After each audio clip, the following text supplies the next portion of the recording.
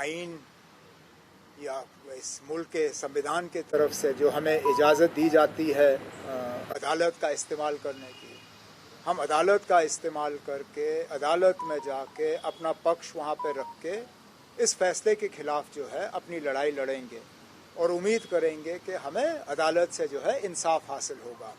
लेकिन उसके साथ साथ वज़ीर आज़म साहब को ये भी हमने समझाया कि एक विश्वास टूट चुका है जम्मू कश्मीर और केंद्र के दरमियान।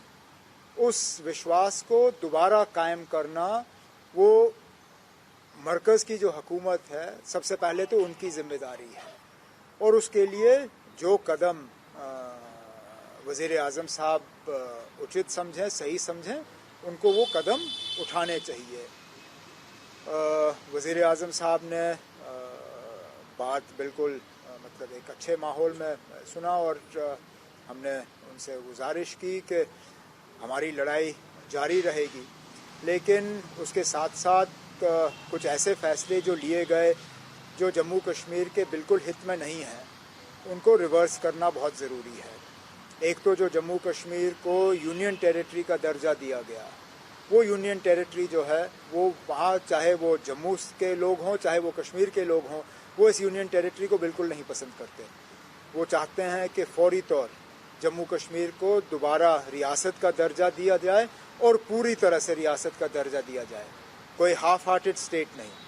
इसमें full statehood with JNK cadre restored to JNK, not UT cadre, not any other cadre. JNK must be restored its full statehood and must be restored its own independent cadre. And at the same time, almost all the speakers were unhappy with the move to single out Jammu and Kashmir for delimitation. There was no need. If the whole exercise of 5th August 2019 was to bring Jammu and Kashmir at par with the rest of the country, then by having a delimitation exercise independent of the rest of the country, you have set us apart from the rest of the country. So this delimitation exercise is something that has led to a lot of suspicion.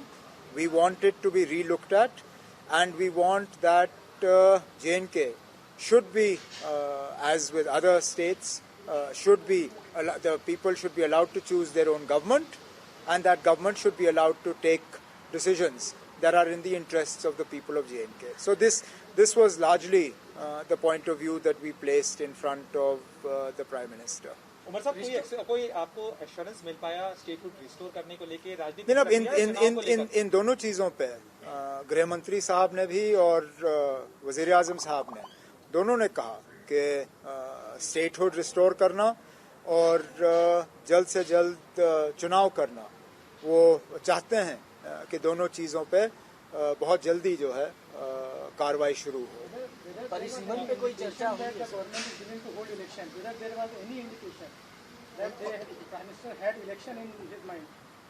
Prime minister ने तो कहा कि वो चाहते हैं कि जल्द से जल्द वहाँ पे इलेक्शन हो और एक चुनी हुई सरकार आ जाए और चुनी हुई सरकार जो है वहाँ के लोगों के लिए फिर फैसले लें।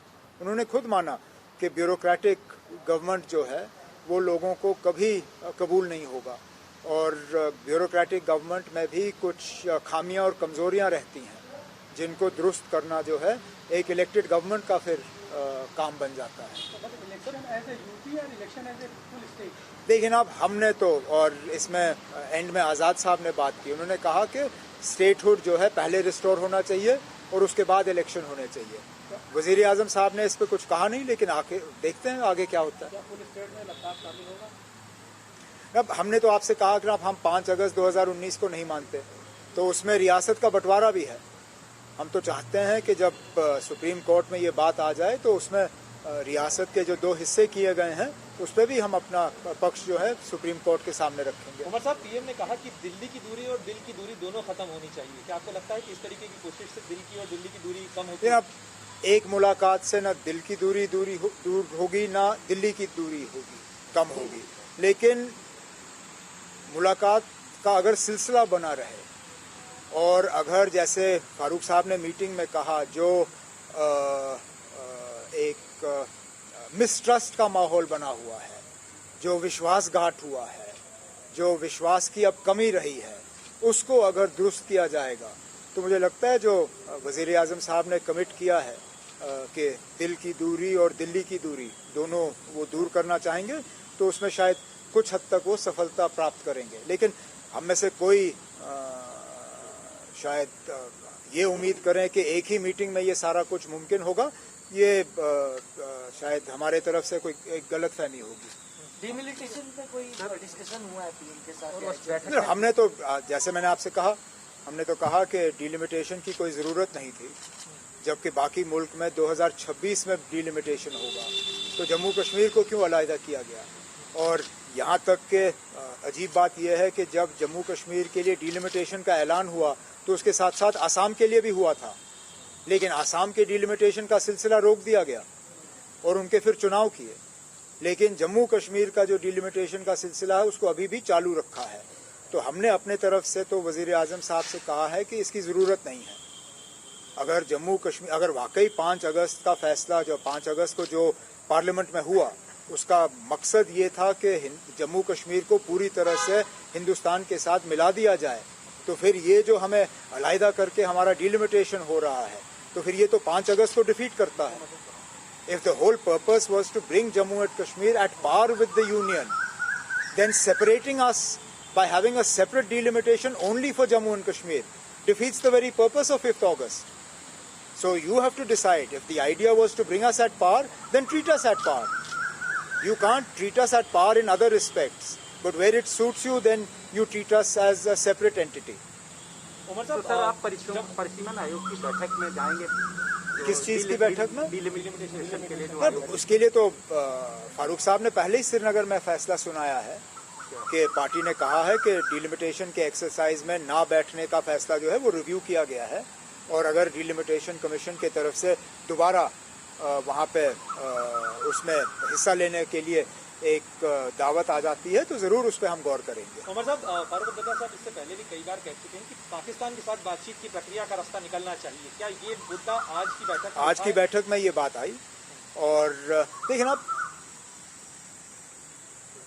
लेकिन खबरों के मुताबिक ये लगता है कि कहीं ना कहीं पाकिस्तान से बातचीत हो रही है, बेशक खुलेआम नहीं, बंद कमरे में तो कम से कम हम बात कर ही रहे हैं, और इस चीज को मतलब डिनाई भी नहीं किया गया है।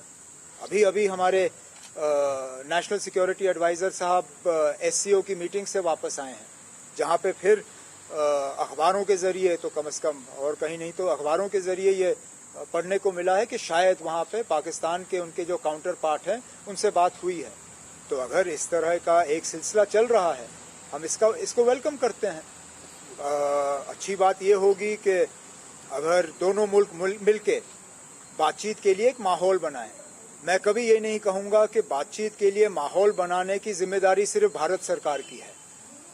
बातचीत के लिए एक माहौल बनाने की जिम्मेदारी पाकिस्तान पे ज्यादा बनती है, क्योंकि हमने बार बार कहा है कि आतंकवाद के रहते रहते बातचीत करना मुश्किल है। लेकिन हम ये भी नहीं भूल सकते कि अटल बिहारी वाजपेयी साहब जैसे शख्स ने कहा था कि दोस्त बदलाए जा सकते हैं, पड़ोसी बदलाए नहीं जा सकते। हमारे दोस्त बीच बीच में बदल जाते हैं, लेकिन पाकिस्तान हमारा हमसाया है, पड़ोसी है और रहेगा। कहीं ना कहीं हमें ऐसे बैक चैनल्स का इस्तेमाल करके जो आजकल तनाव का थोड़ा सा माहौल है, उस माहौल को दुरुस्त करना होगा। लेकिन उमर साहब, आपको नहीं लगता कि आज का जो मुद्दा था वो मूलतः आंतरिक मुद्दा था? इसमें पाकिस्तान आपने बात छेड़ी, इसलिए मैंने ये बात कही। सर, ये महबूबा मुफ्ती जी ने मैं महबूबा मुफ्ती से पार्टी से ताल्लुक नहीं रखता हूँ। महबूबा मुफ्ती साहिबा खुद आपके सवाल का जवाब दे सकती हैं। आप क्यों मुझसे पूछ रहे हैं कि महबूबा ने क्या कहा या क्या नहीं कहा? वो मेरी जिम्मेदारी नहीं है ना। महबूबा ने अपनी बात की। ये एक आज़ाद मुल्क है। आज़ाद मुल्क में अगर हम आइन के बाहर कोई बात नहीं कर रहे हैं, मुल्कों के खतरा नहीं पहुंचा रहे हैं, तो आपको उनकी बात से क्यों एतराज है? उन्होंने बात कही, कौन सा मुल्क को कमजोर किया? उन्होंने वही बात, जैसे मैंने आपसे कहा, उन्होंने वही बात की जो वाजपेयी साहब ने की। कहा कि हम दोस्त बदला सकते हैं, पड़ोसी नहीं बदला सकते। तो ये एक हकीकत है, हमें इस हकीकत को मानना होगा।